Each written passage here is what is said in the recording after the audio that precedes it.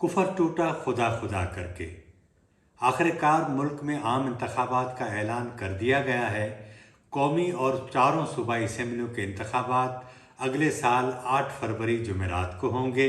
अच्छी खबर यह है कि मुल्क के अंदर जो अवाम की सूरत-हाल मौजूद थी अब वो ख़त्म हो गई है। किसकी मुदाखलत पर इलेक्शन कमीशन ने इंतखाबात की तारीख दी, ये सबसे अहम है। और अब 8 फरवरी को होने वाले आम इंतखाबात में मियाँ नवाज शरीफ और इमरान खान हिस्सा ले सकेंगे? इसी सवाल को आज डीकोड करने की कोशिश करेंगे। आज तारीख है 2 नवंबर और साल है 2023 का। 2 नवंबर को मुल्क में आम इंतखाबात कराने का मामला सुप्रीम कोर्ट में ज़ेर समाअत था। चीफ जस्टिस ने वाज़ेह अहकामात दिए और रात 9 बजे से पहले चीफ इलेक्शन कमिश्नर और सदर आरिफ अलवी के दरमियान मुलाकात में अगले साल आम इंतखाबात 8 फरवरी कराने पर इत्तफाक कर लिया गया। लेकिन दिन भर क्या होता रहा, ये कहानी काफ़ी दिलचस्प है और ये भी सवाल कि आने वाले आम इंतखाबात में इमरान खान और उनकी जमात हिस्सा ले सकेगी, पीपल्स पार्टी का मुस्तकबिल क्या होगा। लेकिन पहले तस्करा सुप्रीम कोर्ट में होने वाली समाअत का। सुप्रीम कोर्ट में चीफ जस्टिस काजी फायद ईसा की सरबराही में 3 रुकनी बेंच ने मुल्क में आम इंतखाबात 90 रोज़ में कराने की दरख्वास्त पर समाअत की थी, जिसमें इलेक्शन कमीशन को हिदायत की गई कि वो सदर से मुशावरत करके इलेक्शन की तारीख दे। इस मौके पर इलेक्शन कमीशन के वकील सजील स्वाति ने बताया कि हल्का बंदियों का अमल 29 जनवरी तक मुकम्मल कर लिया जाएगा, जिसके बाद 11 फरवरी को आम इंतखाबात होंगे। दौरान समाअत जस्टिस अतर मिनल्लाह ने कहा कि इलेक्शन कमीशन का सदर को जवाब देना बज़ाहिर आइन के खिलाफ है। चीफ जस्टिस काजी फायद ईसा ने कहा कि अदालत किसी खतो किताबत वाले मामले में नहीं पड़ेगी। इंतखाबात 90 दिन में कराने के लिए तारीख देने की जिम्मेदारी सदर की है। जस्टिस अतर मिनल्लाह ने कहा कि मुनासिब होगा पहले इलेक्शन कमीशन का मौक़िफ़ सुन लें।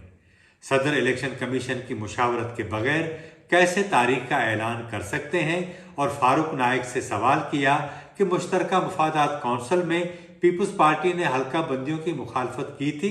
फारूक नाइक ने कहा कि पीपल्स पार्टी ने हल्का बंदी और मर्दमशुमारी की मुखालफत नहीं की थी। जस्टिस अतर मिनल्लाह ने कहा कि पीपल्स पार्टी समेत तमाम लोग इंतखाबात में ताख़ीर के जिम्मेदार हैं। इस मौके पर इलेक्शन कमीशन के वकील ने कहा कि आम इंतखाबात 11 फरवरी को होंगे। अदालत ने इलेक्शन कमीशन के वकील को तंबीह की कि सोच समझ कर जवाब दे। इलेक्शन कमीशन के वकील ने कहा कि हल्का बंदी के बाद 54 दिन का शेड्यूल होता है। 3 से 5 दिन हतमी फहरिस्तों में लगेंगे। 5 दिसंबर को हतमी फहरिस्तें मुकम्मल हो जाएंगी। 5 दिसंबर से 54 दिन गिने तो 29 जनवरी बनती है। इंतखाबात में अवाम की आसानी के लिए इतवार ढूंढ रहे थे। 4 फरवरी को पहला इतवार बनता है, जबकि दूसरा इतवार 11 फरवरी को बनता है। जस्टिस अतर मिनल्लाह ने कहा कि इलेक्शन कमीशन ने तो सदर से मुशावरत न करके आइन को दोबारा तहरीर कर लिया। चीफ जस्टिस ने कहा कि क्या सदर ममलिकत ऑन बोर्ड हैं? वकील इलेक्शन कमीशन ने कहा कि हम सदर ममलिकत को ऑन बोर्ड लेने के पाबंद नहीं हैं। इस मौके पर सुप्रीम कोर्ट ने तारीख देने से कब्ल सदर से मुशावरत न करने पर इजहार बरहमी किया। चीफ जस्टिस ने कहा कि सदर भी पाकिस्तानी है और इलेक्शन कमीशन भी पाकिस्तानी है। इलेक्शन कमीशन सदर से मुशावरत करने पर क्यों हिचकिचाहट का शिकार है? चीफ जस्टिस ने रिमार्क्स दिए कि अगर वो आपको ना भी बुलाएं फिर भी आप उनका दरवाज़ा खटखटाएं।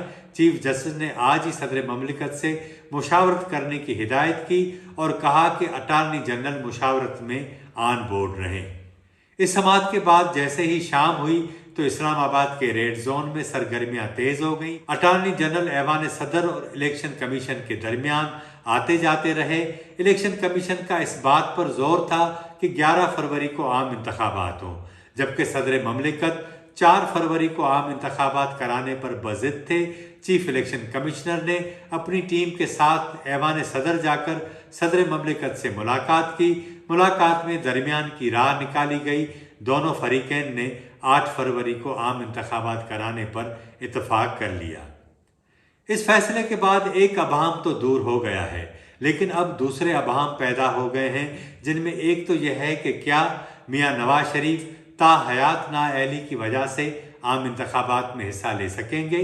توشہ خانہ کیس میں نااہل قرار دیے گئے عمران خان کو کسی عدالت سے ریلیف مل سکے گا تاکہ وہ عام انتخابات میں حصہ لے سکیں۔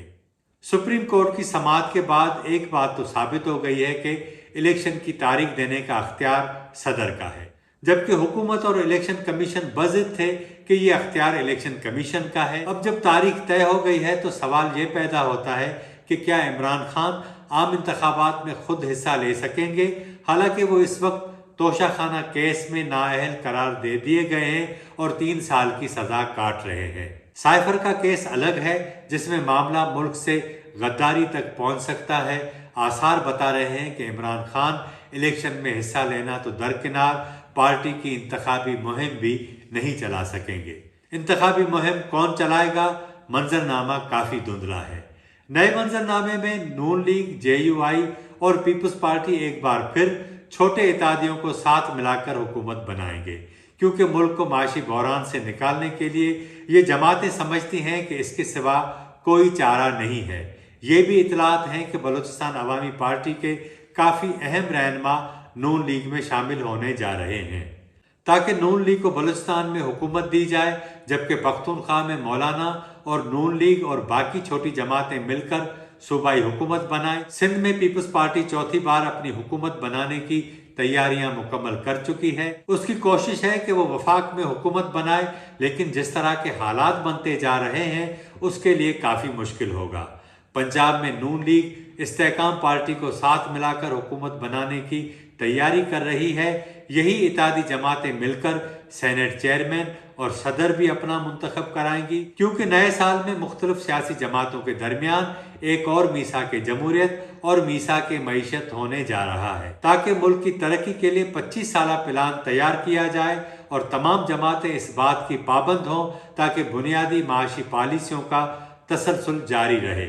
لیکن عمران خان اور ان کی جماعت اس کا حصہ بنے گی، اس بارے میں فی الحال کچھ کہنا قبل از وقت ہوگا۔ لیکن ایک بات تو طے ہے کہ اب ملک میں سیاسی سرگرمیاں تیز ہو جائیں گی، مارکیٹ میں بھی بڑے پیمانے پر پیسوں کی ریل پیل شروع ہو جائے گی، کاروباری سرگرمیوں میں اضافہ ہوگا اور مہنگائی کی ماری عوام کو تھوڑا ریلیف مل سکے گا۔ لیکن اس ساری صورتحال میں الیکشن کمیشن نے اپنی پوزیشن کافی کمزور کر دی ہے۔ سپریم کورٹ کی تنبیہ کے بعد یہ روایت دوبارہ بن گئی کہ الیکشن کی تاریخ دینے کا اختیار صدر کا ہے۔ یہ سب کچھ الیکشن کمیشن کی وجہ سے ہوا ہے، کیونکہ سپریم کورٹ قانون کے مطابق چلتی تو سب کے اوپر آئین کے انحراف کا چارج لگتا، نتیجے میں درمیان کی راہ نکالی گئی۔ آج کے پروگرام میں اتنا ہی۔ چینل کو سبسکرائب کریں، لائک اور شیئر کریں، کمنٹ سیکشن میں اپنی رائے کا اظہار ضرور کریں۔ مجھے اجازت دیں۔